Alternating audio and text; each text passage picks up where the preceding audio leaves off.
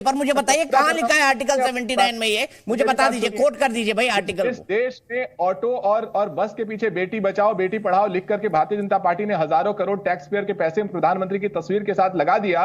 उस देश में संसद से के बगल में 1 किलोमीटर दूर बेटियों को लात घूसे मारे जा रहे थे, पुलिस उनका अत्याचार कर रही थी। भारतीय जनता पार्टी का सांसद जिसके ऊपर उन बेटियों ने आरोप लगाया कि 1000 महिलाओं का शोषण किया है, जिसने वो सत्यमेव जयते के आगे खड़े होकर ऐसी तस्वीर खिंचा रहा था, इससे शर्मनाक क्या हो सकता है? क्या वो सत्यमेव जयते है?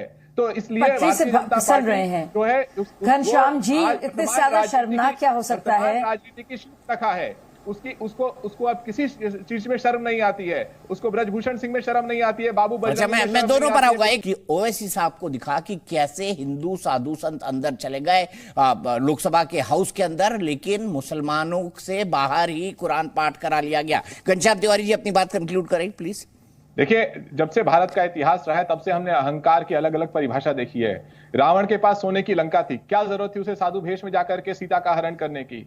दुर्योधन दुशासन के पास हस्तिनापुर था, क्या जरूरत थी उसको द्रौपदी का इस तरीके से चीर हरण करने की भरी सभा में? इसी तरीके से जिस सरकार के पास इतना बड़ा बहुमत है, क्या जरूरत है कि वो बेटियों पे लाठी पड़वाए? क्या जरूरत है ऐसे सांसद को बचाए जिसके ऊपर बेटियों ने कहा कि मैं एक बात कहना चाहता हूं आपसे।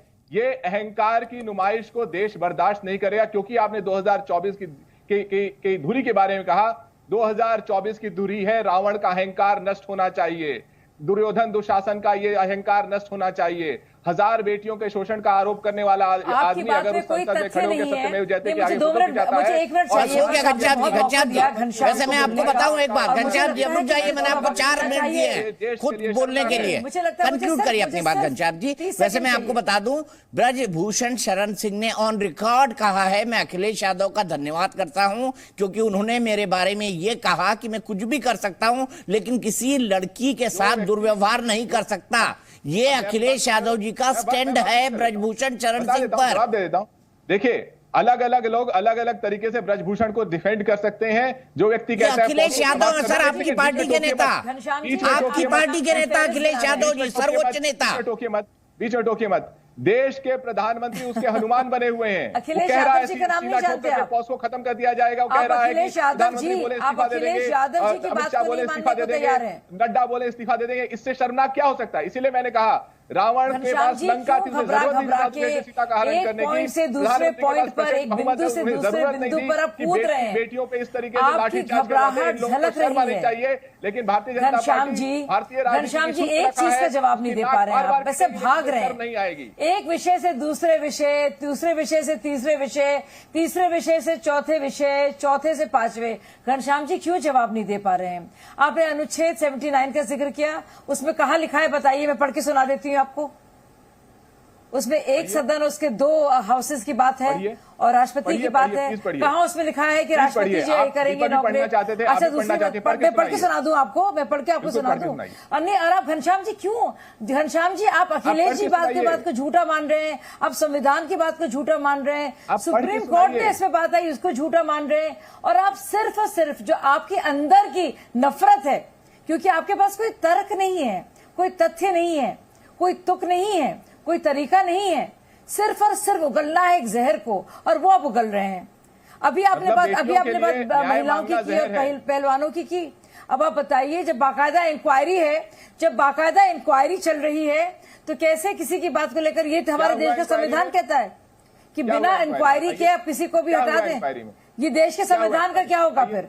कभी देश के संविधान का आप दुहाई देंगे, कभी देश के संविधान के बिल्कुल खिलाफ बोलेंगे। वही महामहिम, अरे क्या घनश्याम जी, आप भी जानते हैं कि आप कितने हल्के में हैं। महामहिम का कभी आदर किया नहीं है, महामहिम का नाम इस्तेमाल कर रहे हैं, कभी इस्तेमाल किया नहीं। आप खुद सोचिए कितना एक टॉपिक से भटक रहे हैं बस, ठीक है, क्योंकि आपके पास बोलने को नहीं है। ठीक है, मैं रिजू दत्ता जी के पास चलता हूँ।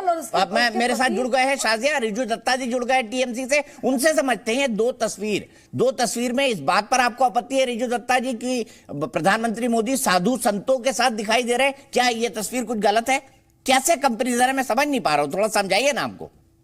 हाँ, मैं बिल्कुल एकदम साफ तरीके से समझा देता हूं कि पहले एक बात मैं आपको कहना चाहता हूं, that India's descent from a constitutional democracy into a theocracy stands complete.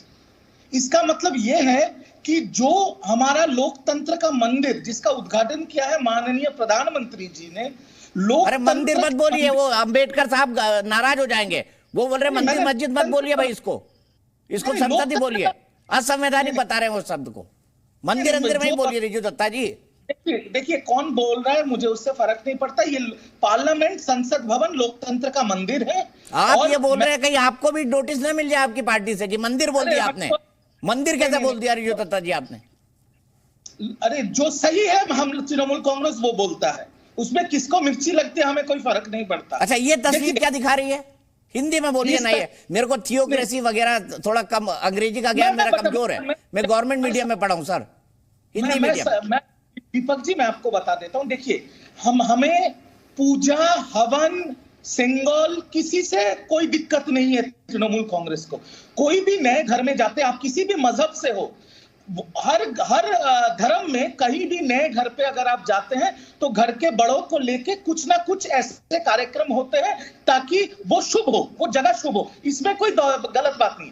पर जैसे हम लोग को किस चीज से दिक्कत है, दिक्कत एक नंबर 1 संविधान के जो प्रमुख हैं उनको आप बुलाते नहीं है।